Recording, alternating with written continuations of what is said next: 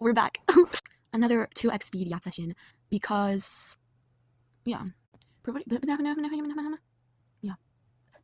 Pretty privilege is genuinely something that makes me so mad, dude. You, like, not, like, okay, I've experienced not being a part of pretty privilege, and I've experienced being part of pretty privilege. And let me just say that the difference is, like, crazy. Like, in the 5th grade, yes, the 5th grade, I was a whole entire 10-year-old. And I was being treated very badly by my peers.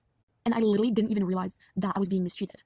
Because it just didn't clock to me. Okay, and then in 6th grade, I switched to a different school system, into an intermediate school where everybody had already been there for a year.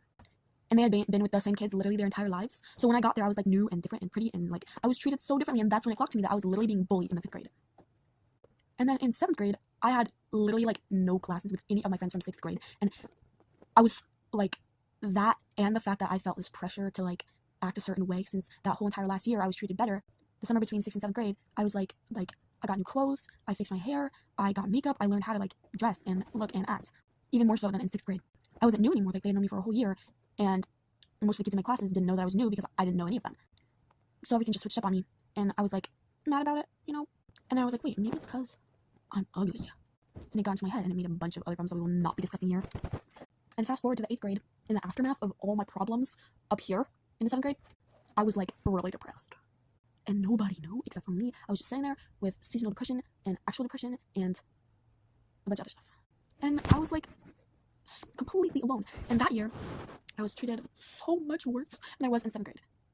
First semester of 8th grade, I had a bunch of friends who were like the popular pretty girls whose family had a lot more money than my family, so they were able to dress better than I could dress. And they thought I was really weird. And 7th grade, I was so boy crazy. It was genuinely like not okay. I had like 5 different crushes out at the same time at one point. And me and this girl, not to name names, you know who you are though.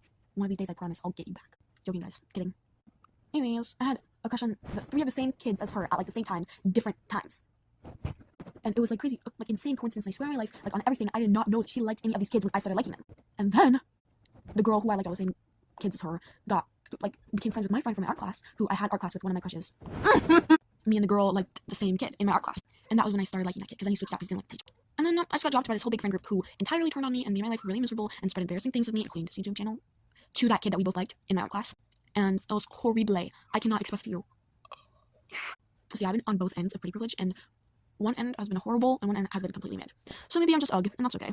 Anyways, moral of the story is, from being on both ends, we should just treat people by the way they treat you. If they're really pretty, but their personality is ugh, treat them like they're ugly. Okay, that's all I have to say. Goodbye, y'all.